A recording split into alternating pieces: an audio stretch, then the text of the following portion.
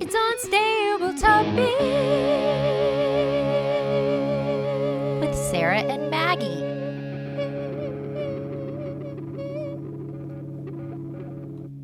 Hey, bestie.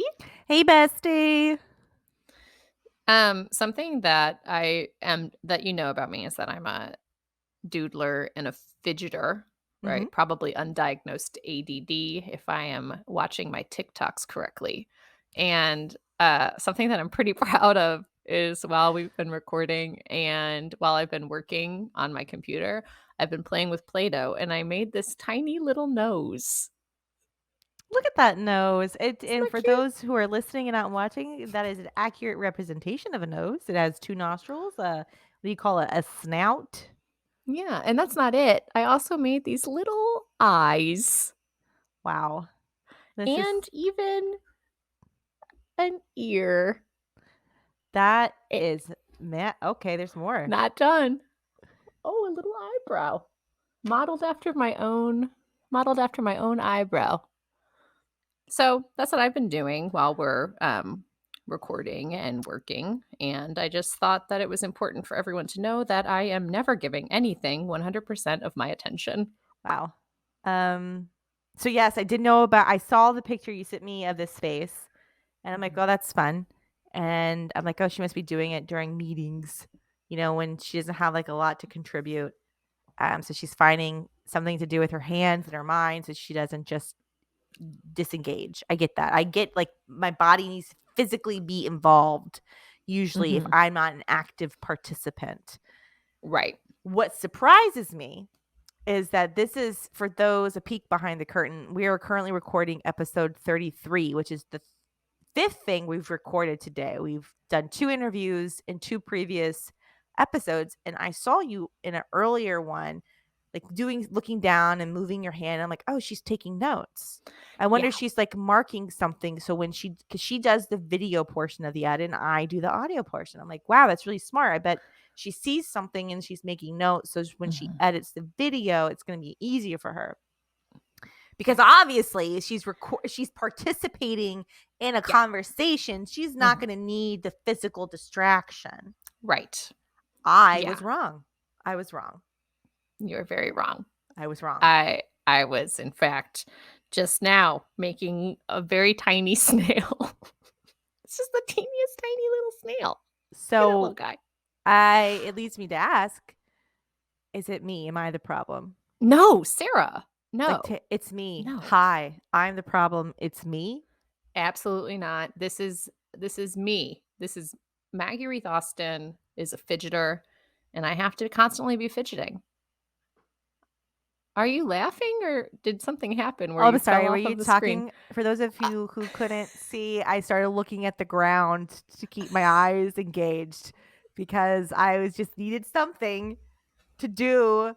So I I'm just gonna know. look at the ground. I used to get in trouble, not in trouble, but I remember in 7th grade, my 7th grade history teacher, Kilborn, told my mom I wasn't focusing in class. I almost failed his class because I was doodling. And I was like, "But I'm drawing George Washington, so why don't you chill out a little bit? Because this is history class, you know?"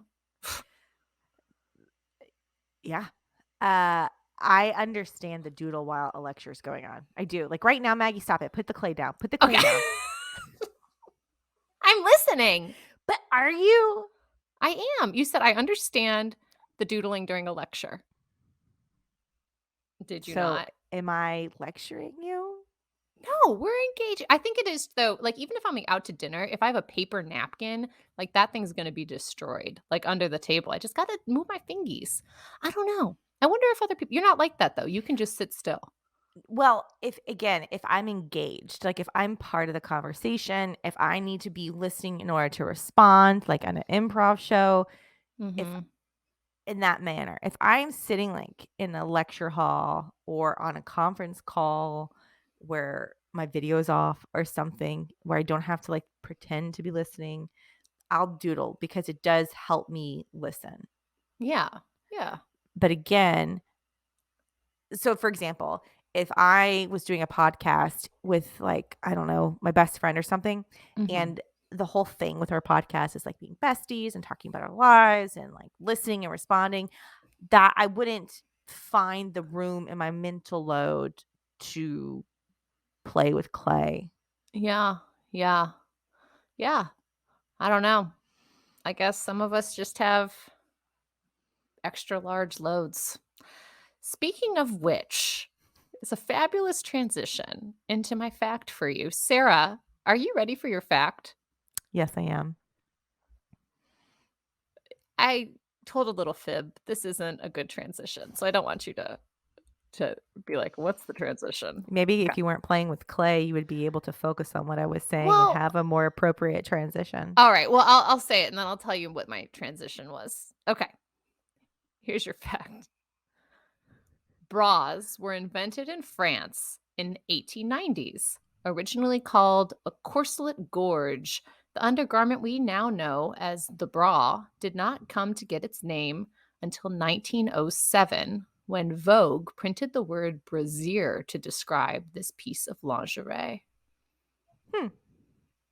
So before it was just like corsets, and I guess they just took the bottom portion off because Mhm. probably because of fashion changing.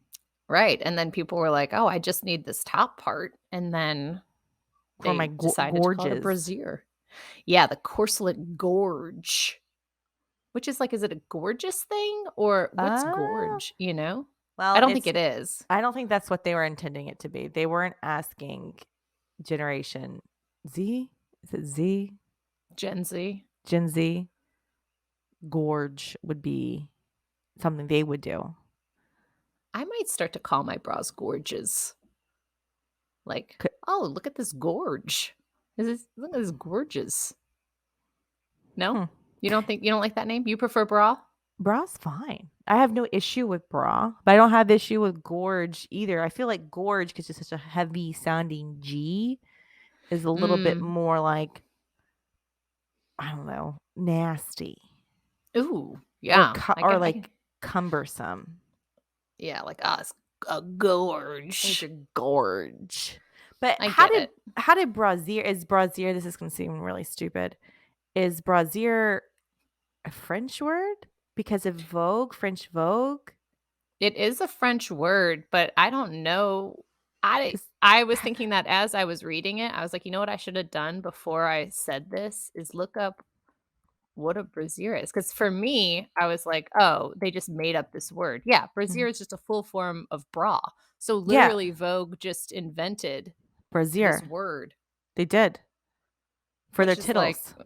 for their tittles. They were like, "Oh, we don't like corselet gorge. We're gonna just start calling it a brassiere."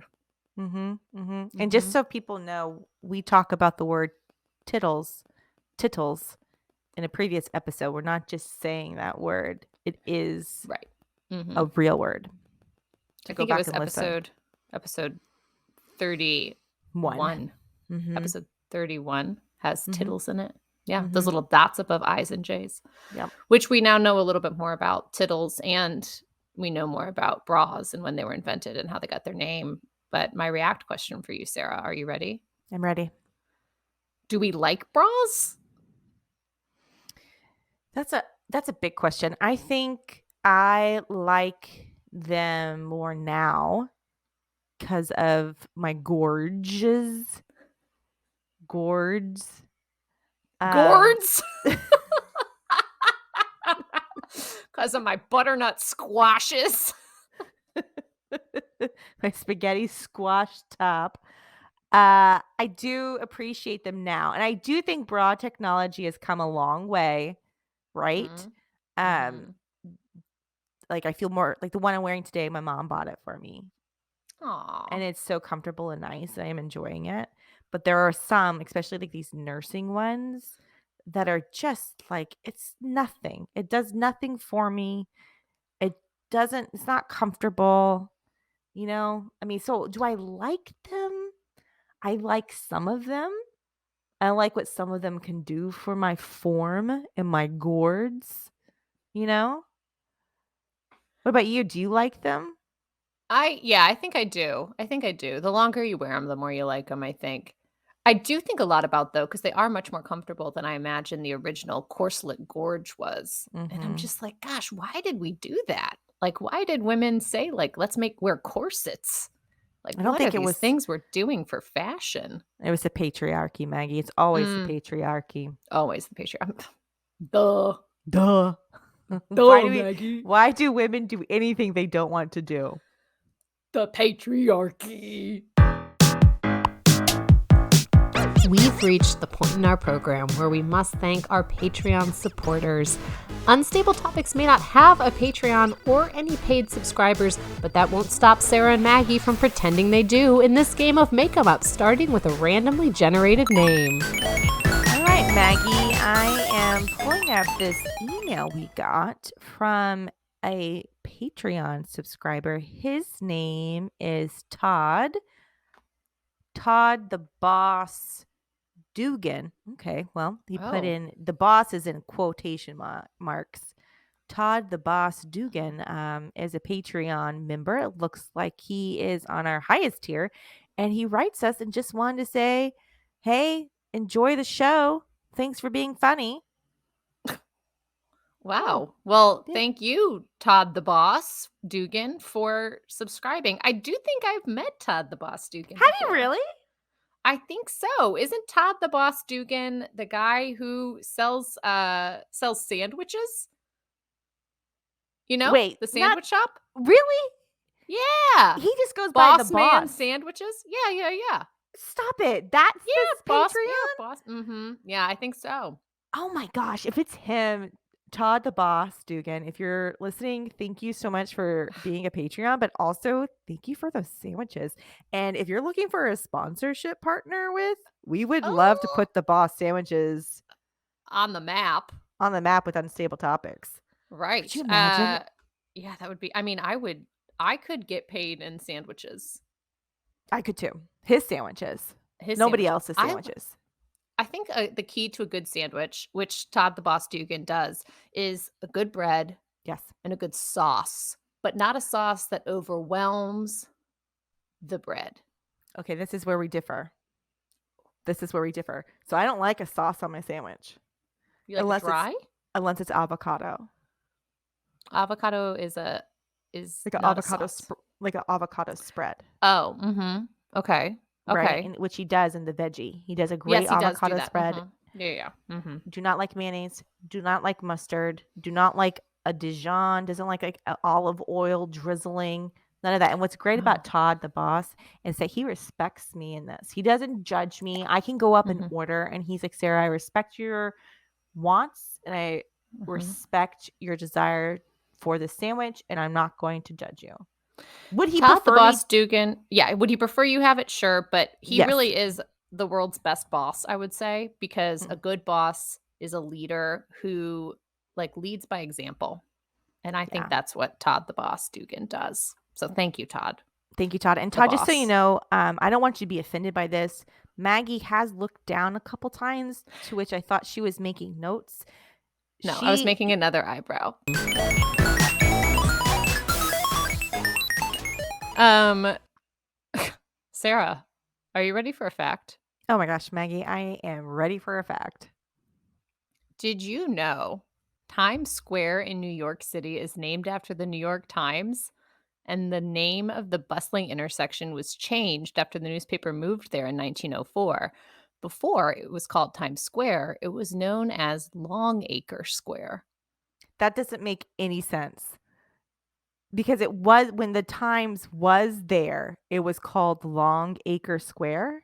No, when the Times moved to Times Square, when the Times Oh, moved to Longacre Square, they okay. turned the name into Times Square. Times Square. That makes sense. That makes more sense because I thought it was the reverse.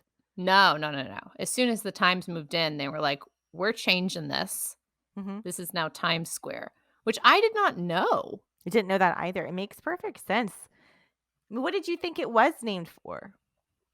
Clocks? Mhm. I don't Same. know. Like, we're keeping time. This is Times Square. Mhm. Because it is where the countdown is for New Year's Eve. So I'm like, maybe that's what my Yeah. that was my thinking. Now, it's the New York Times still is not on Times Square anymore. I have no idea. Probably, though. You It's still a think? powerful yeah, right? Like, Aside so much media is there because like, it Viacom's there. is it? Mhm. I think So so. when I think of Times Square, I think of the M&M store. Oh, I think that's of the character. iconic New York. I think of the Elmo characters that dress up and try to take pictures with you, or like the Iron Man. You know what I'm like when you go to Times Yeah. Square, Mhm. When you go to Times that's Square, all that it's all stuff, about people dressed in costume. and like But, big like, they have, like, the flashy news things. tickers, like, all the news is going, all the Yeah, advertisements. right next to like Kylie Jenner's brand, like on a billboard. Like I'm sure there's like a Kardashian something there Yeah, for too. sure. But you're really focused on the Elmo impersonator. Yes.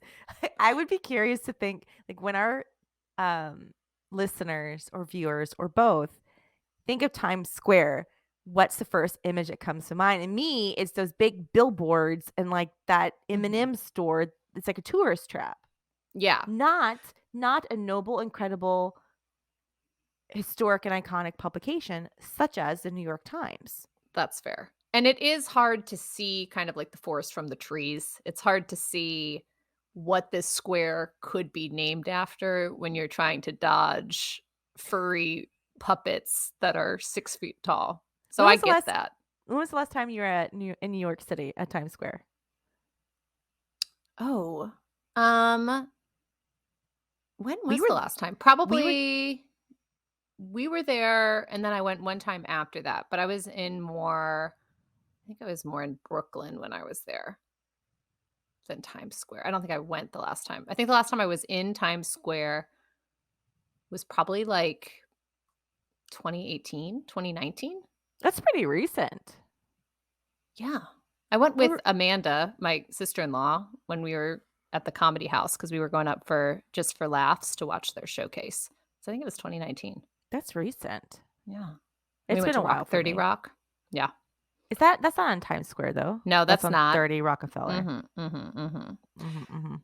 Well, I gotta tell you, Sarah, I felt like a real dummy that I didn't know Times Square was named after the New York Times. I was a little worried to share it because I thought you were gonna say, "Duh," and that all our Mhm, listeners would say, "Of course. What do you think it was named after?" So it was a relief to me that you mhm. also didn't know that.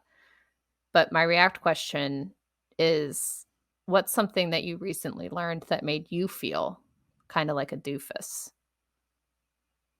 That you were like, Mm. "How did I not know that? How did I go my whole life thinking this?" That is a very good question because me being who I am, if I were to learn what I thought was incorrect, I would bury that deep down inside and pretend like that didn't exist and move forward as if with the new information. I would never Mhm. admit that I was wrong about something like that for the Mhm. most part. I learned recently, and I forgot it when we were talking with Summer about Resi, Uh-huh. Res, Yep. W res, W charisma. Res, W Res, charisma. And I'm like, oh, I didn't know that. And I learned it. I'll give you an example. I'll put on my doofus hat, and I'll share this.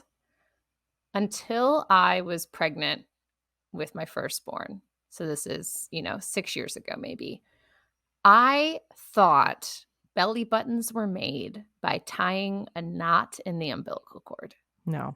Okay, I knew that, Maggie. but I did not, and that is something that when I asked my midwife, "Is she gonna have an innie or an outie?" And the midwife was like, "It's just how it falls." And I was like, "But how do you tie it?" And then I felt like a 29-year-old doofus. I felt like the biggest doofus. Who knew that? Maybe I'm helping people though, by sharing my misunderstanding of belly buttons. I didn't know Times Square, I don't know belly buttons, and hopefully by sharing this part of my story, Yeah. I'm helping people not feel so alone. That's very noble of you. Thank you. Thank you. I still don't have anything. You've never been a doofus. Never No. been. Are you kidding me? I've done improv. I'm not a doofus. The epitome of not being a doofus is improv comedy. 100%. Thank you so much for joining us. If you enjoyed this episode, we would love a review, subscribe, or for you to share this with a friend you think would like it. Or all three of those things. You can do all three and make our day and help us grow.